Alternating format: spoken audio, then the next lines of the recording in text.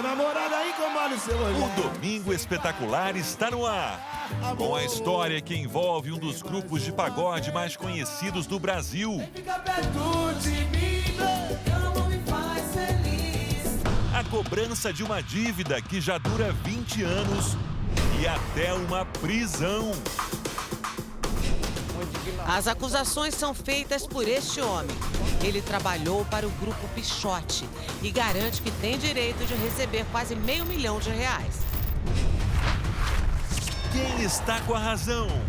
É o que você vai ver a partir de agora. É o brilho do seu olhar que me leva à loucura. Pode ser minha cura. Cartazes com o rosto de um dos mais famosos vocalistas de pagode do Brasil, Douglas Fernando Monteiro, o Dodô do Grupo Pichote. Espalhados por importantes avenidas da maior cidade do país, com a cobrança de uma suposta dívida e os dizeres: "Me paga, Dodô Caloteiro".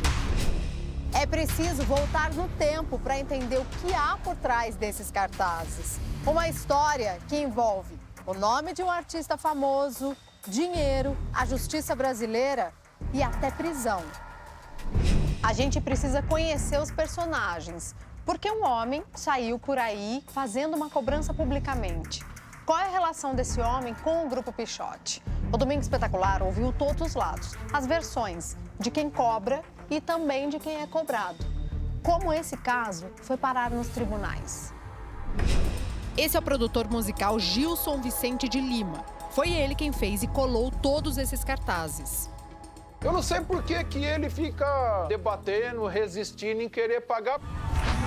E tudo isso acontece quando o Pichote está sob os holofotes.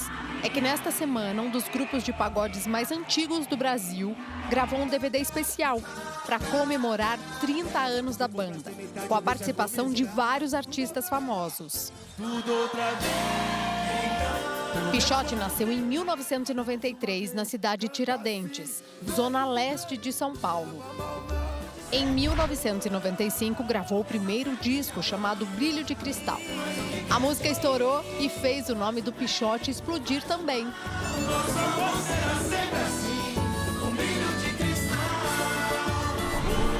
Abrindo caminho para outros hits de sucesso ao longo de 30 anos de carreira. Escolhi você pra ser minha. E sou tão fiel à nossa relação. O produtor musical diz que trabalhou com Pichote por 5 anos, de 1998 a 2003, e que, inclusive, emprestava dinheiro pro Dodô. Vendi o show. Até montar figurino pra ele, eu montei. Essa dívida que Gilson cobra nos cartazes, segundo ele, inclui o valor de shows que ele vendeu pro Grupo Pichote, mas não recebeu o cachê. Gilson diz que o então empresário entrou num acordo: dar 2 bilheterias para pagar o que devia ao produtor musical. Cada data custava 5, era 10. Ele falou que só ia pagar 5 porque ele não queria mais os meus serviços. E eu também falei que não interessava mais e aceitei a proposta. Outubro de 2003. Gilson diz que foi até o escritório do então empresário do Grupo Pichote para receber o dinheiro. Lá eles teriam combinado de ir ao banco para retirar o dinheiro.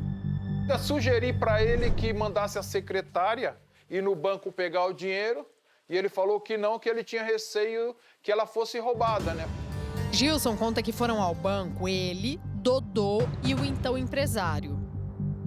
Eu vi que ele fez sinal, só que eu tô tranquilo, eu não fiz nada. E ele apertou, o gerente apertou o botão de pânico que no automático aciona o 90. Logo depois a polícia chega. Enquadrou nós 3, colocou nós 3 com a mão na cabeça. Aí foi onde o Açoeiro e o Douglas falou que estava sendo vítima. O produtor conta que saiu algemado, foi colocado no camburão e levado à delegacia. Eu fui autuado em flagrante. Extorsão mediante sequestro. O delegado colocou eu, Dodô e Açoeiro dentro de uma sala e que tinha arma e que tinha não sei o quê. E o delegado acreditou. Gilson passou 5 meses preso e diz que recebeu a liberdade provisória graças ao depoimento da então secretária do empresário do Pichote, Julie Ellen.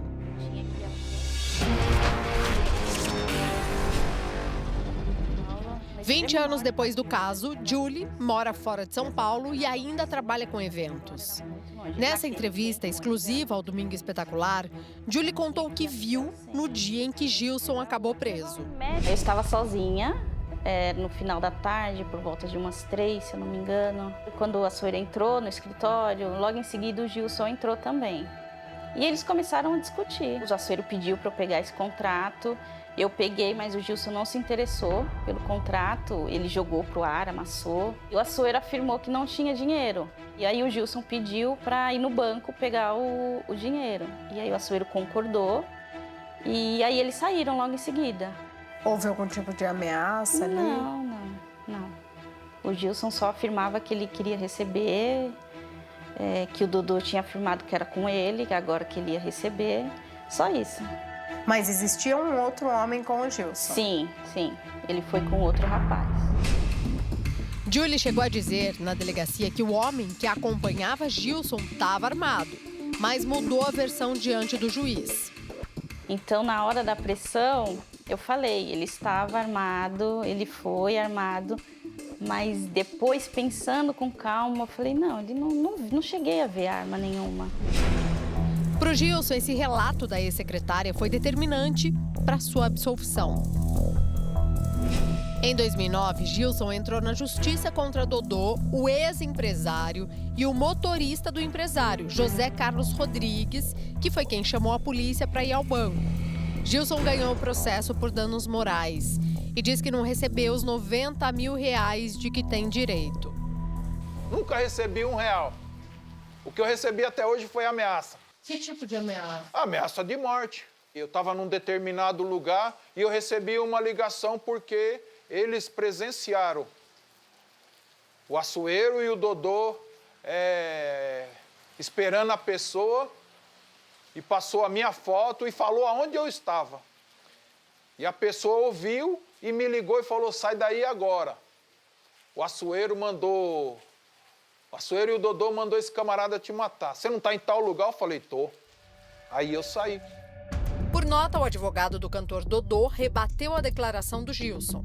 Diz que Dodô repudia as calúnias e difamações sofridas ao longo da última semana pelo senhor Gilson Vicente de Lima e que jamais praticou, auxiliou ou sequer foi cúmplice de qualquer fato ilícito. A nota segue e afirma que Dodô tomará todas as medidas judiciais cabíveis e que está à disposição das autoridades.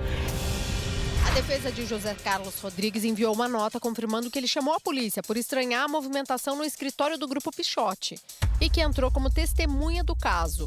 O processo por danos morais correu à revelia, porque havia informações incorretas, segundo a defesa de José Carlos.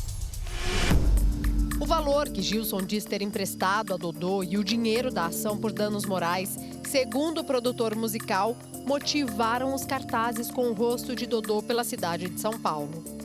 O valor hoje beira R$500 mil.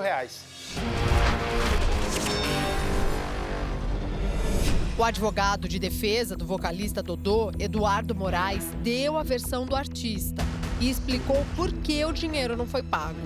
Porque esse processo ainda está em andamento, né? A execução está em andamento. Então, o Douglas ainda está discutindo esse processo. O advogado diz que Dodô não estava nem no escritório e nem no banco. Ele não presenciou nem a tratativa entre um dos réus que eu digo do processo de indenização, e nem acompanhou a ida até o banco, que é onde a Polícia Militar deu voz de prisão para o Gilson ainda dentro da agência. O advogado reconhece que, na época, Dodô tinha um empréstimo a ser pago. Quando ele é ouvido perante o juiz de direito e um promotor de justiça, ele afirma que tinha uma dívida com o Gilson referente a um empréstimo e que ele teria negociado 2 datas. Porém, o empresário deveria agendar essas datas. O advogado diz que Dodô pretende cumprir o que for determinado pela justiça. Logicamente que se esgotarem os recursos, o Douglas vai quitar sim. Não tem interesse nenhum em ficar devendo. A maneira tão radical usada pelo produtor musical, que chamou tanto a atenção, também pode se virar contra o próprio Gilson. Ele pode ser processado pelo crime de difamação. Vocês pretendem processar o Gilson por isso? Essa vontade tem que partir do próprio Douglas. No momento, ele não manifestou essa vontade. Ele vai se defender na maneira que determina o Código de Processo Civil.